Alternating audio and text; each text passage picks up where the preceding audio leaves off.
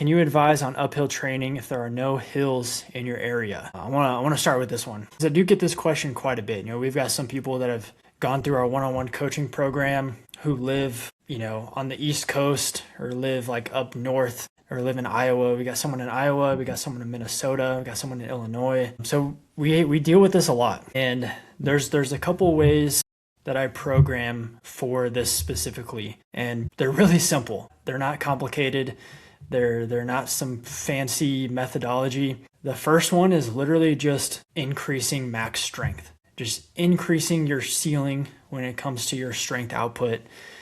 Taking your max rep front squat from like a 185 to a 245, for example. That's going to make massive improvements to your uphill hiking just because of your capacity with your lower body strength. I think people really underestimate how much strength plays a role in hiking performance, and especially the steeper and steeper that you get, because the more and more stress goes into all the muscles of your lower half when you're hiking up steep stuff and hiking down steep stuff. So that's my first thing is, let's just get really freaking strong. That's going to make your life way easier, I promise you. And then the second thing that I do, I talk about this a lot when I talk about work capacity development in general, and it's this concept of building fatigue resistance, specifically with local fatigue. So local fatigue there's two types of fatigue, global and local. We talked about this in the hiking episode. Global is just cumulative, like full body fatigue. Local is very specific and targeted to a part of the body, a muscle group. And this is important for this question because hiking is obviously very specific. It targets your quads, your calves, your glutes, your upper back, your trunk. All these muscles are essentially working constantly, and they don't have a break. There's no rest. It's just like repetition after repetition. So we can program work capacity sessions to help build resistance here, fatigue resistance here. A lot of things like, just high volume lunges. One of my favorite workouts of all time is 400 lunges for time. My benchmark is under 12 minutes. Most people, it takes them 12 to 15, maybe 16 minutes to do that one. But I like it because it's literally just 12 to 15 minutes of repetition, same muscle groups. And, it's body weight, it's low load, low intensity. So it's safer that way. But then we can just get a ton of volume and we can build that fatigue resistance there.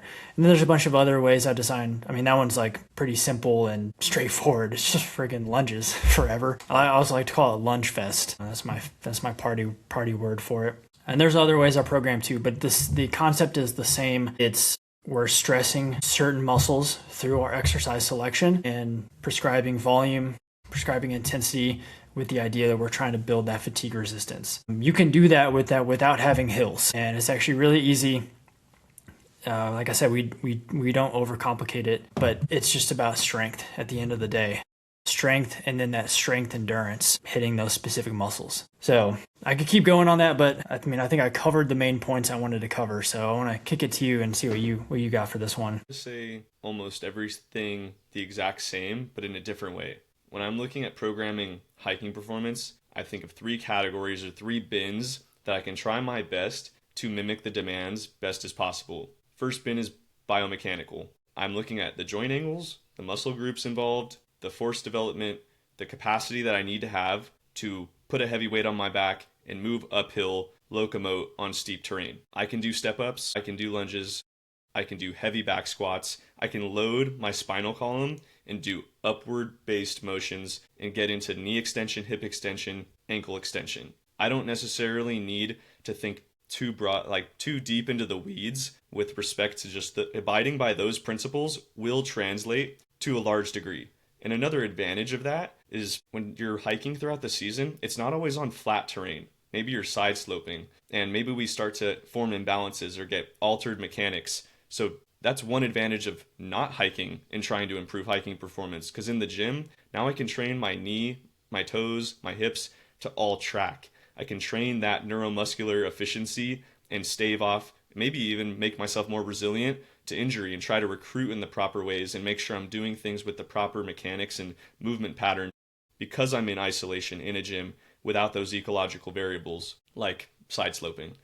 So getting on certain getting into certain things like max strength training or putting a pack on and then doing those exercises, large level of transferability. Next aspect is going to be physiological. Most of the time, our hiking fatigue sets in because of cardiovascular strain rather than muscular strain for not necessarily everybody, but I imagine that for a large percent of folks, you're falling out on hikes because the heart rate's super high, breath rate's super high. We're tapping into anaerobic metabolism, not really meant to go for a long time. And in the case of wildland firefighting, where you have an initial hike that's maybe 30, 40 minutes to an hour, maybe it's 2 hours, throughout each day, you're continually like micro hiking.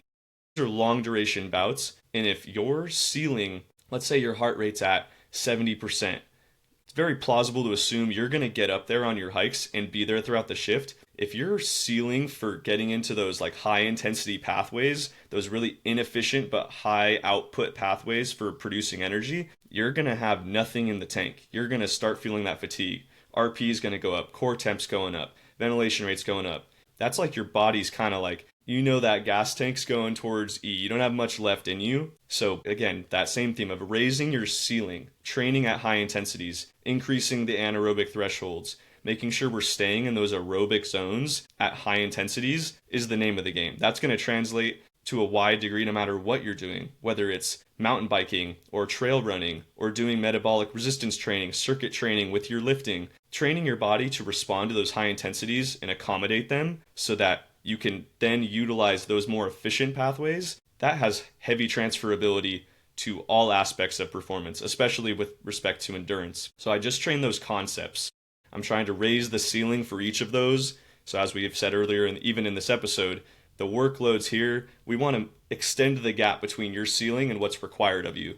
Because the closer those get together, the less time you have to produce that work. You can't sustain that for long. And the last piece, even if you're on the East Coast, even if you have no hills, start to include those ecological variables. Get on sand, get on dirt, get on a railroad track. Start to find those different things that can maybe provoke that kind of altered side to side, uncomforting, like just uneven ground. Like those things should be introduced. You can't just go from a step climber to wildland firefighting and expect that to happen overnight. Start to train the ankles, knees, and hips to accommodate uneven loads. Start carrying something on your shoulder.